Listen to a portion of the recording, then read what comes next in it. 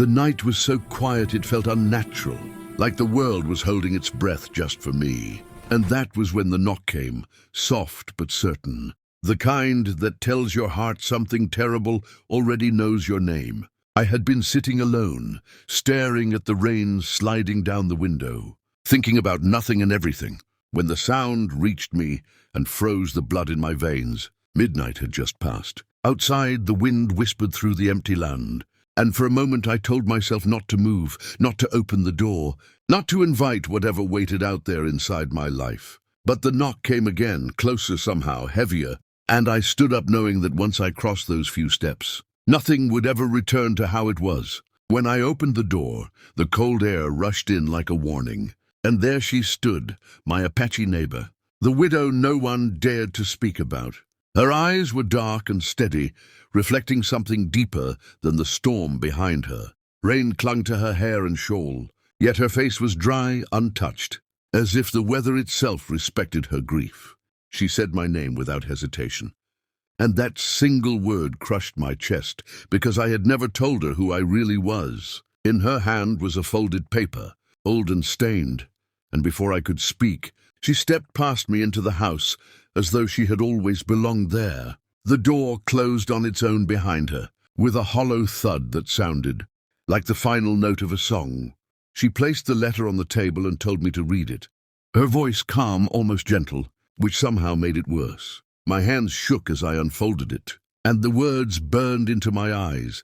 You cannot outrun the ground that remembers. My breath caught because the ground behind my ranch remembered too much. Years ago, under a sky just like this one, I had made a decision I told myself was necessary, a decision I buried with a body and a lie. She watched my face as the truth crawled back into me, and I realized she wasn't here to ask questions. She was here because she already had the answers. She spoke of her husband, of the night he never came home, of the dreams where the earth whispered and pointed, showing her where sorrow had been hidden. Each word peeled away another layer of the man I pretended to be.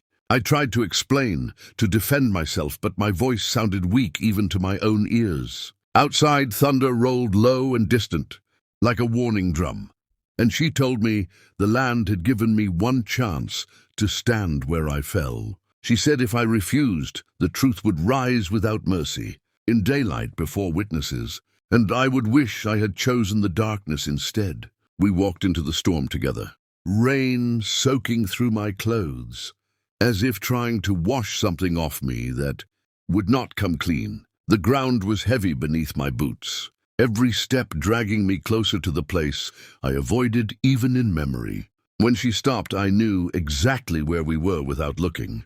The air felt thick, charged, alive. She told me to dig. My hands hit the dirt, cold and unyielding at first, then softer, as if it had been waiting. With every handful, the past grew louder, until my fingers touched fabric and my heart finally broke open. I collapsed, crying into the mud, confessing everything to the storm, to the ground, to the woman who stood above me in silence. When the truth lay exposed, she knelt for the first time, placing her hand on the earth as if calming a restless spirit. She told me the dead do not seek revenge, only acknowledgement, and that the living are the ones who must carry the weight. As the rain eased and the sky began to pale, she stood, looked at me one last time, and said my punishment had already begun the moment I chose to hide. When I looked up again, she was gone. No footprints, no sound, just the open earth, the fading storm, and a sunrise that felt undeserved. I knew then that every morning from that day on would begin with this truth, and every night would end with the knock I would never forget, the one that came at midnight and taught me that some doors open only once, and they open straight into the soul.